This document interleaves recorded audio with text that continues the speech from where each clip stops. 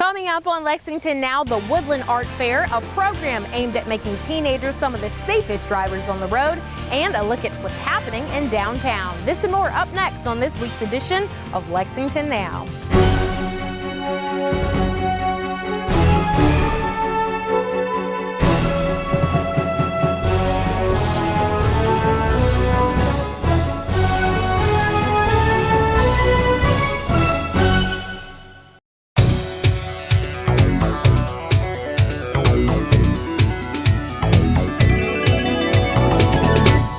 Roberts, and welcome to another edition of Lexington Now, where we bring you the news that shapes your urban county government. Today we are coming to you on location from Woodland Park. It's the home of the Woodland Arts Fair, and now in its 41st year, the fair is continuing to bring together some of the best local artists and patrons for what is always a family-friendly and fun event. This year marks the 41st anniversary of the Woodland Art Fair, and this art fair is really a wonderful partnership that is between the Lexington Art League and LFUCG Parks and Recreation. You know, over 40 years ago, those two entities came together and founded something that to this day, it really serves as one of the largest outdoor cultural events in the state of Kentucky. Stephanie Harris of the Lexington Art League explains that although the primary focus of the fair is the 200 artists displaying their work, there's a whole lot more than just art. Because we're located in such a beautiful space in our city, there's a lot of wonderful opportunities that Woodland Park really makes possible for us. So because we have a gazebo, the staff at Parks puts together a weekend-long performance schedule, so there's always live music. Also, we have an enormous food court here at the fair, and we have beer gardens. Local sponsorship and partnerships make the Woodland Art Fair an especially great draw to the nearly 70,000 attendees at the weekend-long gathering. Everything that we do at Woodland Park for the Woodland Art Fair is free. We don't charge people to see the live performance. People can come and talk with the artists all day long and walk around. No one has to spend any money. And then all the family activities, creative engagement activities that we'll have throughout the park this summer, they're all free. And that really links with LAL's mission of providing art for everyone, providing a space for everyone to create, and really making sure that that's an inclusive opportunity. The art fair has also begun a program to help up-and-coming artists to hone their craft. We call it the Big Tent. And basically what that is a training program for local artists who've never juried into a fair before, or have never juried into Woodland. We allow them to be in kind of a training program so they can try out the fair for the first time. We generally have 4 artists that come in and do that. They build a community together, they help one another. And so now for 4 consecutive years, we've had these artists really kind of come to Woodland for the first time, understand how to price their work, sell their work. And then what's happened because of that program is many of those artists have now begun to be juried into the fair. So they've become part of that program. This year, the Woodland Art Fair has taken extra steps to engage everyone, artists and fairgoers alike, to help instill a lifelong love of art. We'll have these activity zones that will be located on the map that will be accessible online, and we'll pass those out on site, where people can come in and participate in kind of these social engagement activities. There'll be easels set up where people can draw all weekend. There'll be activities where participants will come and do some activities based on performance art pieces, just so we can get people really deeply engaged with art and provide opportunities that are kind of beyond what we typically do with Woodland.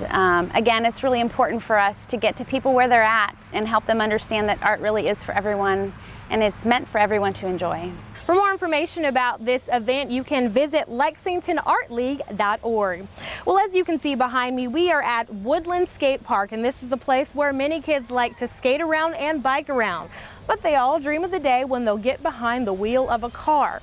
Thankfully, there's a program aimed at making sure teenagers are some of the safest drivers on the road, and it just celebrated its 1,000th graduate. Historically, teenage drivers have not been able to get driving education through the school system. And sadly, they are among the most at-risk drivers on the road. This morning, family and friends are remembering 2 high school sweethearts who were killed in a violent crash. One of its students died in a car crash early this morning. 17-year-old Lance. A teen has died after a rollover crash on the east side overnight. A teenager is dead. Another one in the hospital after a violent crash. 3 teens are dead and another is in the hospital after a horrific crash. Because of this, the Fayette County Attorney's offices began offering a defensive driving school for teens, which just recently graduated its 1,000th student. Today is a celebration for a major reason. This is our 1,000th student who has graduated from our driving school, which started in June of 2011. This is Kate Christensen, and she's the 1,000th student who's going to graduate. And with me is Jerry Galinsky with State Farm Insurance, and the reason he's here is State Farm has just given us a check for $20,000, and they are the biggest contributor that we have for this driving program since 2011. It's been about a total of about $67,000 that they've donated to us, which has kept this program alive. Kate Christensen, a junior at Sayre School, explains what drew her to the course. My dad first told me about the program. I hadn't heard of it before, and honestly wasn't too excited about coming in the mornings on one of my last weeks of summer. But I came to do it. He said he felt like it would really help me and make me a safer driver. So I listened to him and I came, and I was super surprised. It was an amazing experience. It was so much fun. I learned a lot, and I think I'm definitely a much better driver now. Kate outlined some of the key lessons she learned during the 20-hour course. For the first day, we kind of got the feel for the skid monster, or the car that kind of simulates skids, which was really interesting. It was really difficult. I definitely spun around a lot, but the first day we kind of were able to master that. And then the second day and the third day, and I guess today too, we worked on controlling it, making turns with it at higher speeds, how to brake, and and the instructor would turn on and off the skids. So when we were rounding a curve, we would start spinning and have to control it and learn how to deal with it, which has helped a lot. And then we worked on accident avoidance and things at faster speeds with more regular cars, which could help us avoid drunk drivers and other things, which could really save our life. Kate summed up the experience like this. Driving's the most dangerous thing you're ever going to do in your life. And there are so many people in general, especially teenagers, who are in accidents, killed in accidents.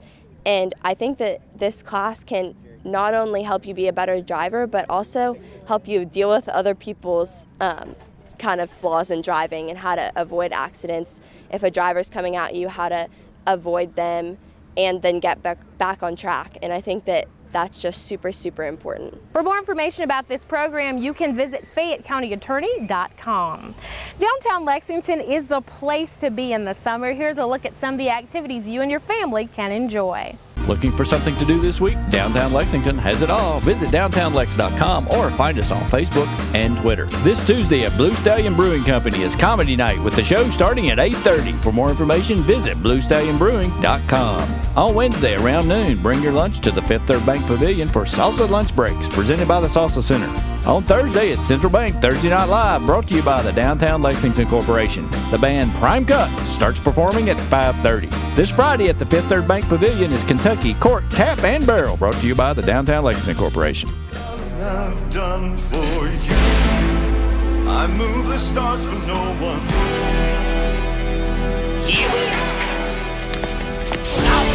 Run so long, run so far. The world of Labyrinth. And Friday, in honor of the late David Bowie, the Downtown Lexington Corporation is showing the movie The Labyrinth in Triangle Park at Fountain Films on Friday, sponsored by CareSource, starting at 9 p.m. Then on Saturday in downtown Lexington is a Midsummer's Night Run, 5K, with registration starting at 2 p.m. and the race begins at 8. For more information, visit midsummer5k.com. For everything that's going on in downtown Lexington, visit downtownlex.com or find us on Facebook and Twitter. For more information about activities you and your family can enjoy, visit downtownlex.com. And coming up after the break, we'll give you a look at the new body cams police are now using.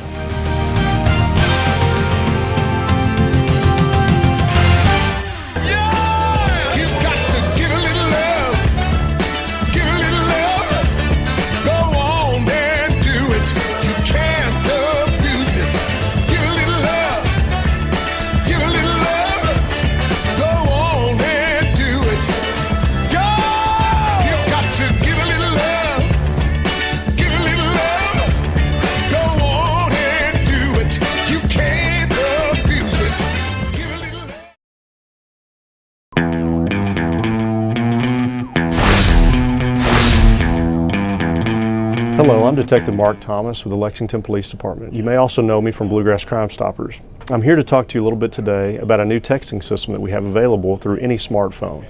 In the body of your message, you can text LexPD plus your tip to crimes. When you're submitting anonymous information, we ask that you include several things that would help us conduct the investigations more thoroughly, such as a person's name, their home address, possible license plate numbers, any other people involved, or why you think that they're conducting the type of activity that you believe that they are. All of those things, no matter how small you believe they could be, are relevant to the investigation. So please include those. So remember, you can send your anonymous tip information either through text, you can call the Bluegrass Crime Stoppers anonymous tip line at 859-253-2020, or you can go online to bluegrasscrimestoppers.com. Thank you. This message is brought to you by the U.S. Fire Administration. Have two ways out.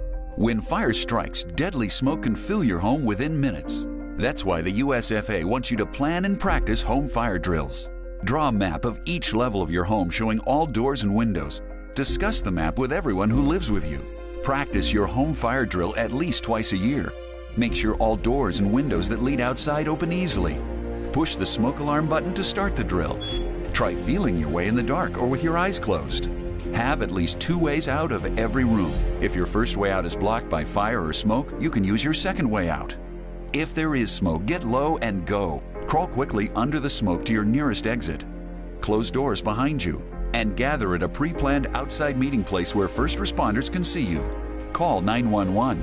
Remember, get out and stay out. Never go back inside for people, pets, or things. Learn more at www.usfa.fema.gov.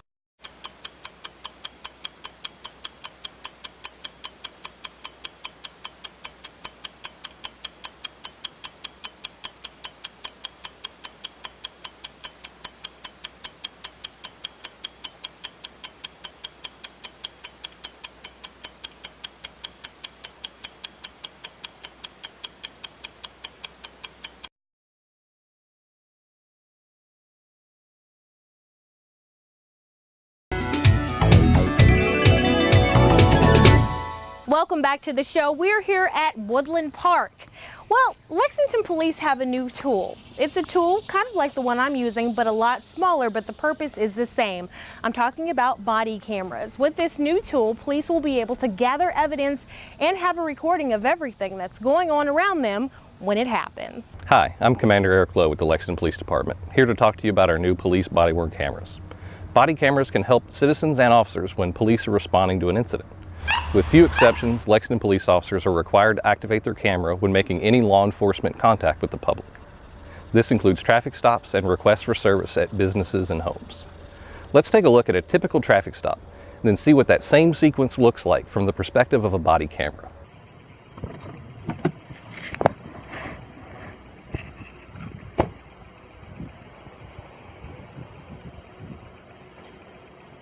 Hello, I'm Officer Grimm, Lexington Police Department. Pulled you over because you ran that stop sign back there. The officer can position the camera on his or her collar or wear it on their glasses.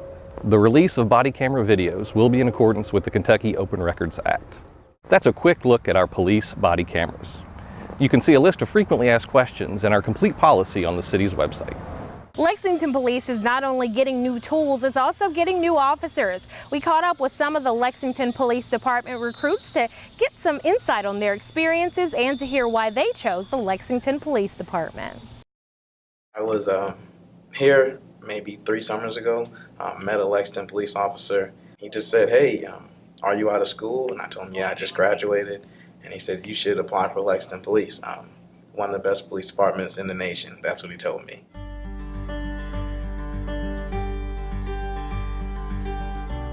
At first I was like, it's Kentucky, I'm not sure I would like it, but I got to Lexington, I loved it.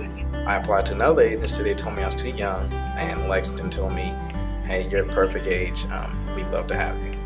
With Lexington, they really stress family and making sure that that's your main priority and that it's not work. There's a lot of other departments and different places I looked at, it was, police should be your main job, and I wanted somewhere that put family first, and that's pretty much what Lexington said from the get-go. My husband's from here. We met in the military, so financially it made more sense for me to come here than for him to come to Pittsburgh. I was not thrilled about it at first. Pittsburgh's, it's not a huge city, but it's a little bit bigger, and my entire family's still there, so that was difficult, but it's definitely grown on me in the last, 8 years. And I think it's a great place to raise kids. I've never been on a farm, never kind of been in the country really in my entire life, and now we live on a farm. Look out my back window and see cows, and I go for a run, our neighbors have horses, and it's pretty cool. I tell people, friends, family that Lexington is a great city. It actually has a low crime rate. Lexington is a safe city, great city to raise a family, low taxes, low crime, low cost of living. Whenever I tell family and friends about Lexington, about Kentucky, it's always good things. I don't have anything bad to say about this area at all. It's absolutely different where I grew up. The people, I believe the people are nicer. I like the pace of it. It's not too fast for me, or it's not too slow. For me, it's perfect. Of course, compared to California, it's not as diverse. But throughout my time here so far, I've met a lot of different people from different backgrounds, and I grew to love it over time. When I got here to Lexington, everyone was friendly. That reminded me of being home. I get out with someone, and a lot of times they're like, "Hey, thank you for your service. Thank you for what you do." I love Lexington. I wouldn't want to be anyplace else.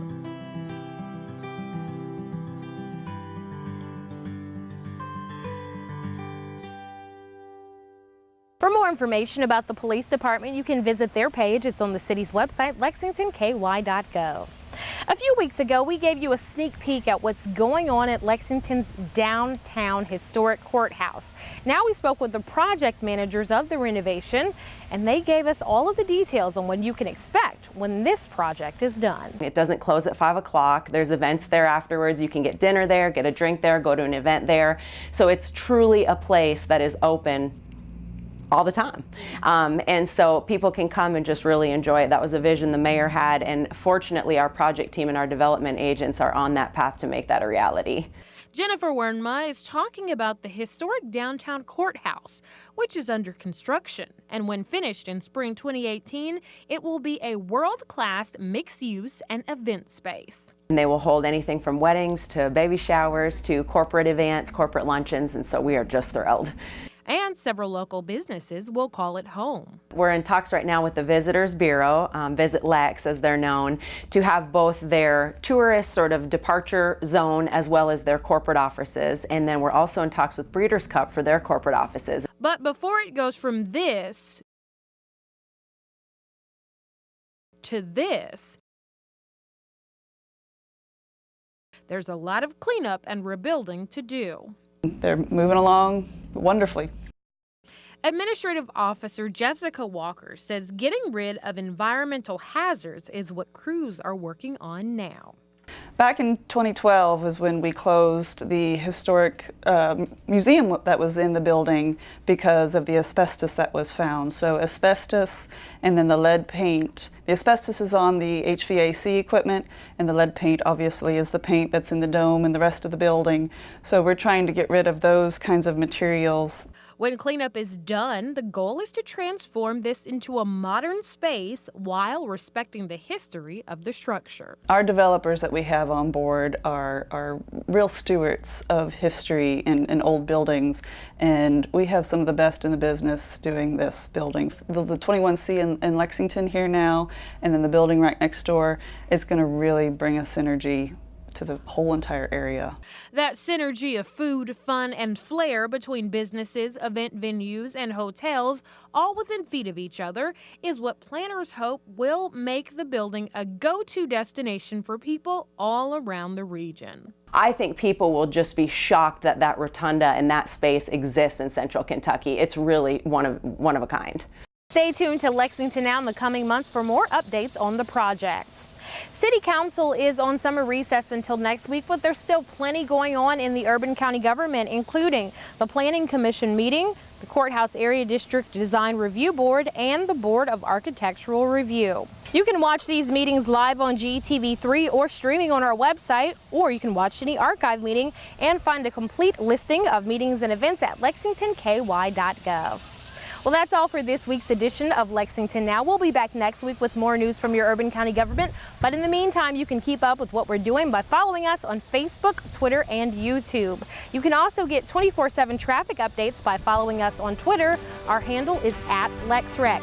And now we have a new feature to help you keep up with traffic, live traffic cams there on the city's website, lexingtonky.gov. For the staff and producers at GTV3, I'm Sherelle Roberts, and that's it for now.